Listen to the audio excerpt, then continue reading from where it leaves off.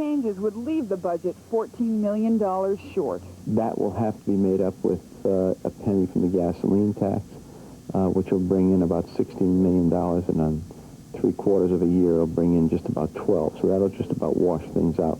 Not yet washed out is the state employee union situation, with the $350 million in concessions still hanging in the balance. Today, delegates from the Healthcare Employees Union were headed towards supporting reopening talks with the Weicker administration. And we think we can find ways to save the state $330 to $340 million this year. And that is a wonderful thing if we can do it. But initial indications are that the unions may be asking for some slightly different terms. If so, that may be a protracted struggle in itself. Joining me is Senate President John Larson. Senator, you said yesterday that you thought it may be better to put off the fee vote until November. Do you still feel that way, and what's your sense of what may happen here tonight? Well, there's a concerted effort based on concerns that we've heard both from Transportation Commissioner and the Treasurer to take the bill up this evening. We're waiting right now the outcome of a House caucus to determine whether or not there are the votes there for the fees bill. If there are, we'll take it up this evening, Duby. If not, we may have to postpone this vote until later on. Okay, thanks very much, Senator Larson. So, of course, we'll be here on the night beat to let you know whether or not there is a vote on the fee increases and what indeed happens as a result of that vote. Back to you. Thanks, Duby. Well, tonight the answer to a question that you probably don't want to know, but your employer is finding out how much to take out of your check to pay the new income tax.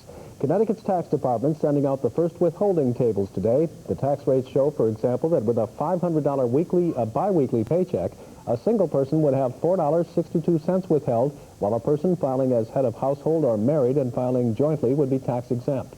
For a $1,000 biweekly check, the single person would see $41.54 taken out, the head of household $18.46, the married couple $6.92. If the biweekly adjusted gross income is $2,000, the single person would have $122.31 withheld, the head of household $113.08, the couple filing jointly $78.46. Paychecks, the payroll paid on and after October 1. The purpose of sending these out now, and we're sending it out without the complete package, is to get them to the 500 major employers in the state, give them a chance to get their W-4 forms going, give them a chance to get their computers and payroll systems going.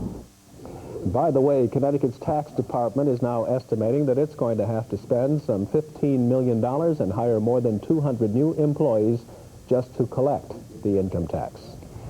Today on Long Island Sound, there was no major oil spill. For planning purposes, though, there was a major drill and an influential audience. Shoreline Bureau Chief Alison Schafer explains why practice makes perfect when it comes to prevention. Huge oil tankers glide in and out of Long Island Sound every day. The heavy tanker traffic on the Sound prompted the Coast Guard to prepare for the possibility of a major oil spill here. With the volume of petroleum products that transits the Sound, that comes into New Haven, the potential is there for a serious catastrophic spill. Taking out the small section of mini boom right there. It's designed to deploy in a small pollution station. We also have Representative Rosa DeLauro and Senator Joseph Lieberman learned firsthand how the Coast Guard plans to fight a big slick. Concern about spills has spread since the massive Exxon Valdez spill in 1989. New Haven's Coast Guard station now has some equipment for cleaning and containing a spill. 7 billion gallons of oil flow through Long Island Sound each year, and each year the Coast Guard and the DEP chases after hundreds of small spills. But the big spills do the most damage. Tomorrow, a mobile unit with oil-fighting gear opens in New Jersey. The fact is the equipment that we've had to use in the past has had to come from Alabama. Tomorrow, we're going to see a strike force open up at Fort Dix, New Jersey, bring that response time down. Environmental activists support the Coast Guard system for handling spills. The feeling is that there is enough contingency in place if there were a disaster. I mean, you can never be too careful. The Sound's oil tankers are relatively small, and the channel bottom is sandy. Those facts help cut the possibility of a major disaster here. But even so, experts say preventing a spill is by far the best way to handle a spill. Alison Schafer, Channel 3 Eyewitness News on Long Island Sound. Well, just ahead tonight at 6, a man is caught red-handed stealing toys and clothes from Paul Newman's camp for terminally ill children. And it's getting down to the wire in the Hartford mayoral primary. Diane Alverio will have a preview of that. Also coming up, Some showers just moseying through the area. We'll tell you how quickly they'll get out of here and what's behind them. The full forecast coming up shortly.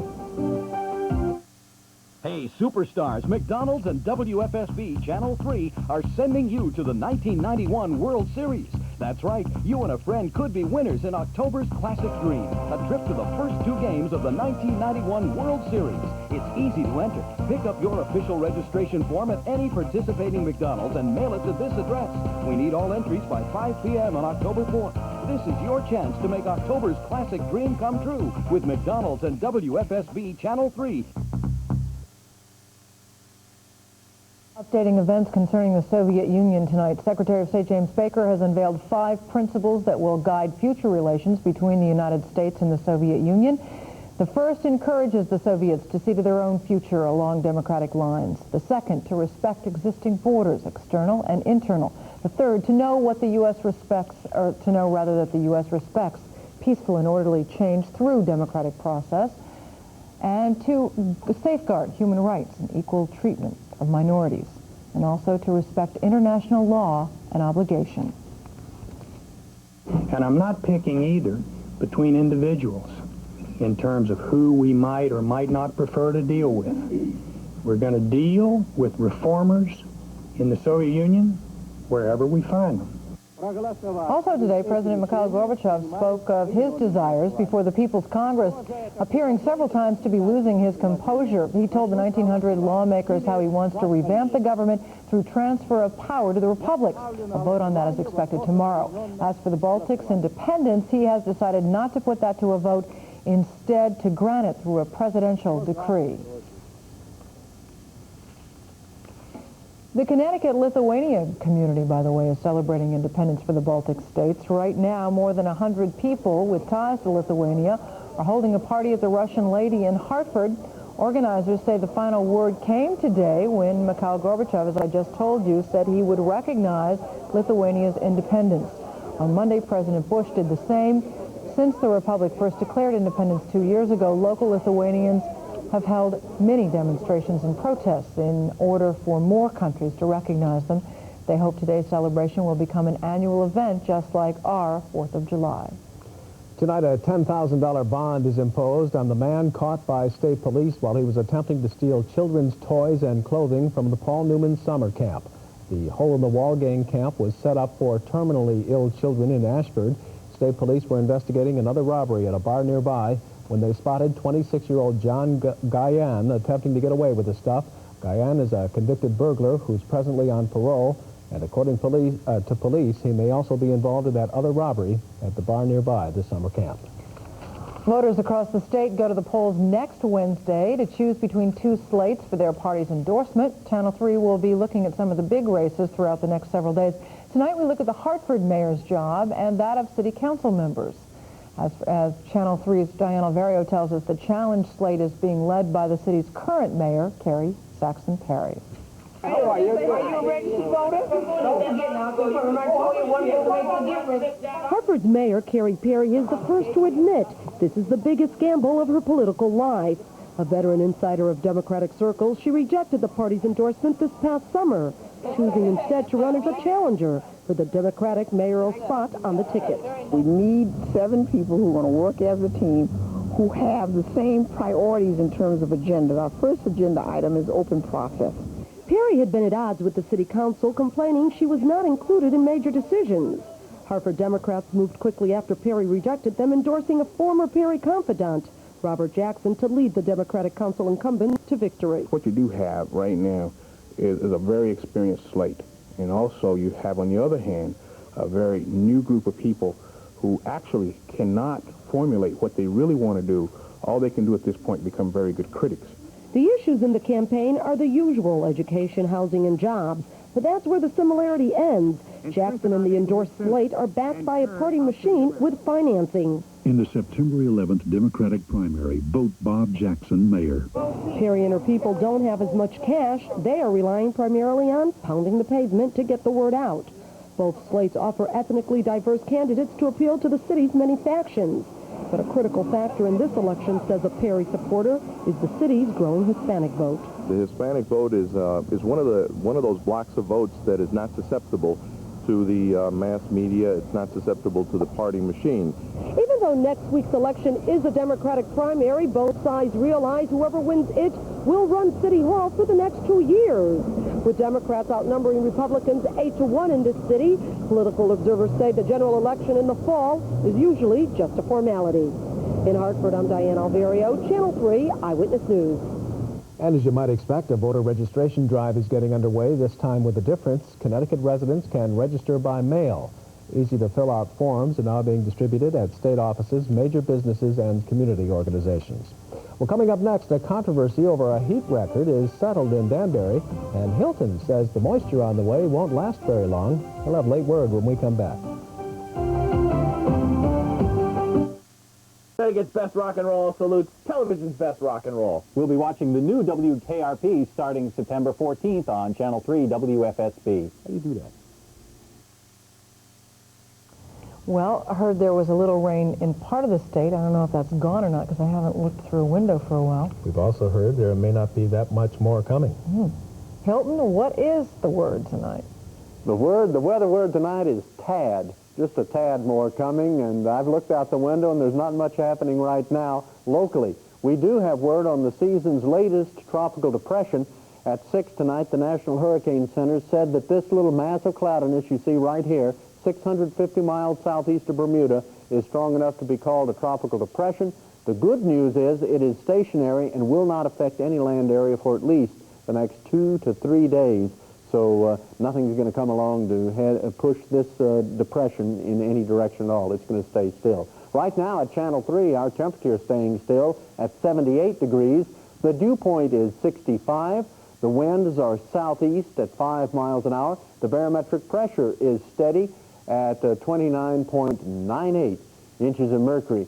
And checking the rest of those temperatures around the region, 77 at Bradley International Airport, 76 degrees at Westover Air Force Base, the mid-70s for the most part along Connecticut's shoreline, 73 in Groton and New London, and 76 degrees both in New Haven and in Bridgeport. And the pollen count today, 54, moderate mold spore level. So if you were sneezing, your eyes were itching, it's because the pollen count was high enough to give some people with allergies problems. This little band of clouds is going to work through, and then tomorrow, our forecast map for tomorrow evening shows the showers off to the east of us. They're going to be gone. Here is a 5-day forecast, and we didn't think the shower threat was strong enough to even put them in the 5-day forecast. So you see some either cloudy or partly cloudy days ahead with no extreme temperatures. For tonight, just a few light scattered showers with lows in the low to mid-60s, and for tomorrow, partly to mostly sunny, highs around 80, just a slight chance of a morning shower. For example, New Haven 78 and Hartford 81. Then tomorrow night, fair and cool, close to 60. For Friday, sunny, dry, and breezy with highs 74 to 79. And for Saturday, mostly to partly sunny with highs in the mid-70s. And you know, they cleared up the controversy over the Danbury thermometer. Oh, what happened? They checked it. It qualifies as an accurate reading, and 105 in July was a record for the state. So Forever, that's right? a daily double that'll stand. Yep. All right. Thanks, Hilton. Well, Dave Smith with 6 o'clock sports coming up. A new all-time single-season home run leader. Might surprise you, maybe not. And it's nitty-gritty time at the U.S. Open. We'll have highlights in just a moment.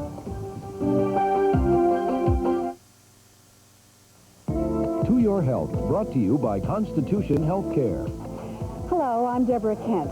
There's a lot of information available on fat and its effects on your health. Much of it is confusing. Remember this, too much fat in your diet is not good for your heart, and it can increase your blood cholesterol level. Proper diet can reduce the risk of a heart attack. Though food labels can be inconsistent, search for those with the lowest amounts of fat. It's better for your health. Well, if you have a son who wants to grow up and play quarterback as a pro, maybe somewhere else besides New York, huh? It's a tough place to be one. But, hey, playing quarterback in New York is the toughest job in town. Charlie Connolly found that out. So did Y.A. Tittle, Joe Namath, Richard Todd, Phil Simms, just to name a few.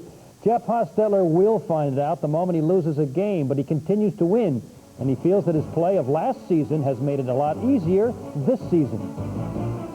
I came in as a starter last year for the last 5 games, and you know, there won't be many situations that were as adverse and pressure-filled as they were last year, and so you know, actually I felt more comfortable tonight going into a starting game than any of the ones I felt last year.